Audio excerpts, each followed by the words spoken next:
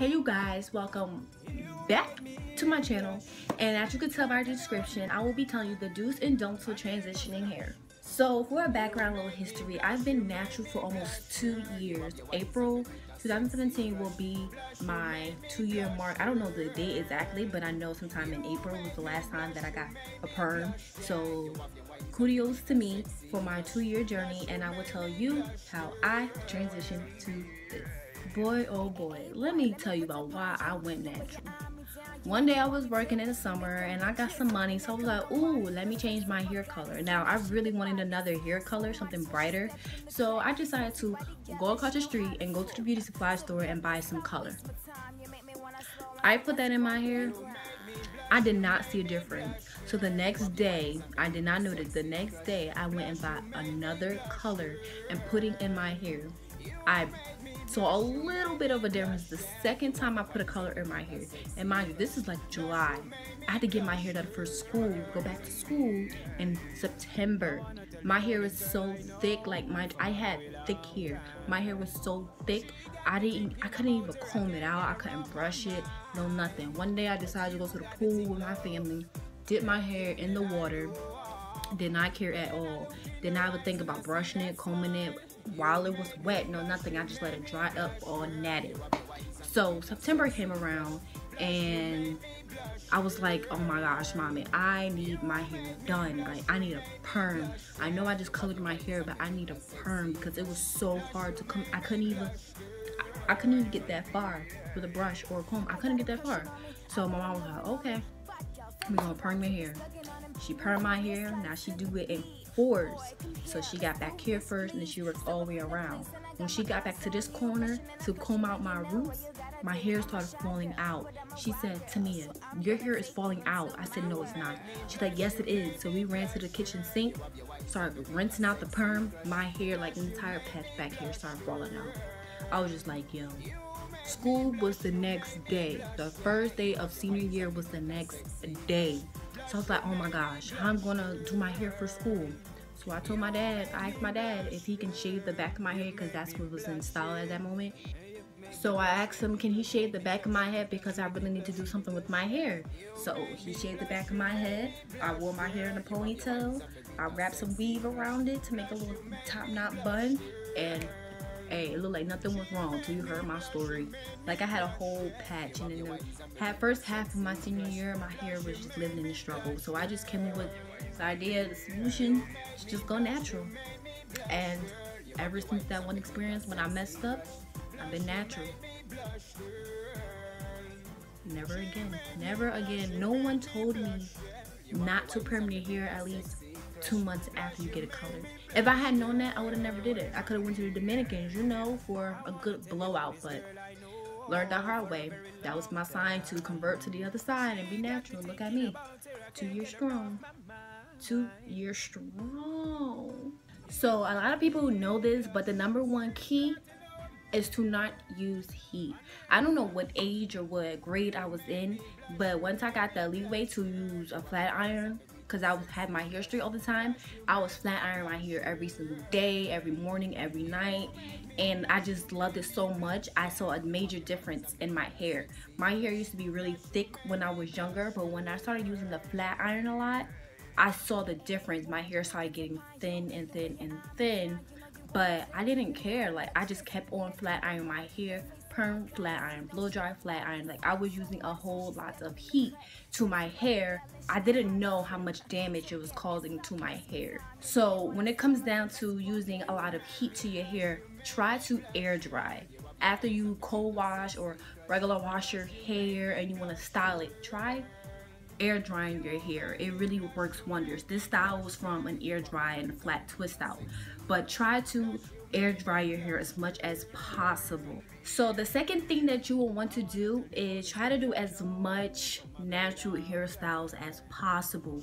You can do a flat twist out, you can do perm rods, you can do puff balls, wigs, braids, anything that you can think of will help you transition your hair. If you don't like your straight ends, try to do more hairstyles like this. when you're doing your perm rocks, make sure you want to wrap your ends before you start wrapping your roots, so that it'll help tuck in those straight ends for you if you don't want that to show. For me, I did not like it. I wanted to cover that as much as possible, so I started using my perm rods a lot more. Started doing braids a lot. I was also doing my puffs. I was always on my mom's room sneaking her perm rods so I could try to do something to my hair, you know, because you just can't, you know, you gotta do something. You always gotta do something with your natural hair. So yeah, that's one thing that I always maintain to keep up was my natural hairstyles, mainly my flat twists and my braids though. Like I had a lot of braids while I was transitioning, especially in the summer. The braids really help in the summer. The next thing that you will want to do is moisturize your hair all the time.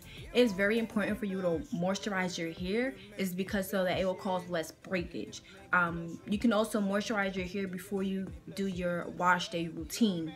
The night before, try to put coconut oil in your entire hair before you do your wash, because your shampoo will strip your hair. Or you can do the Loc method. When your hair is wet, use L for your leave-in conditioner, your O for your oil, and then your L for your leave-in conditioner and your cream and your moisturizer, so that when your hair is drying, it soaks up all of that stuff that you put in your hair, but you don't want to put in too much. It is very important for you to deep condition your hair. Try to do it at least once a week. Now with deep conditioner, it helps soften and moisturize your new growth, so you will want to keep that up to date as much as possible, because that's where your newest hair is going to be. And also try to work your way towards your ends, that's where your oldest hair is. So you will want to deep condition your hair at least once a week, and trust me, it really works. The next thing you will try to stay away from is combing your hair. Now combing your hair a lot causes a lot of breakage. The only time when you should use a comb on your hair is when you are detangling from all of the knots and everything, only when you are washing your hair.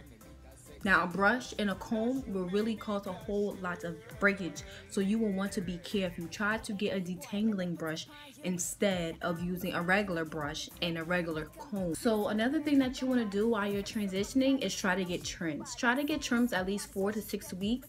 Every 4 to 6 weeks, because your split ends will travel upwards, up towards your natural growth, and it will cause your hair to have more breakage. Now another thing is, do not rush the journey. Natural hair takes time. It took me a year, almost a year and a half, to get to my full natural hair stage. So, and everybody's hair is different depending on the length of your hair. If your hair is this long, if your hair is this long, it will take longer for it to grow out. So do not rush this process.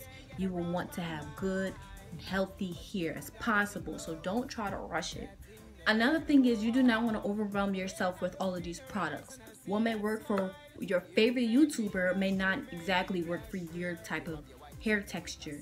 Try to go to the beauty supply stores or the drugstores like CVS, Walgreens, or whatever it may be, and get the travel size products. Experiment a little, try different products.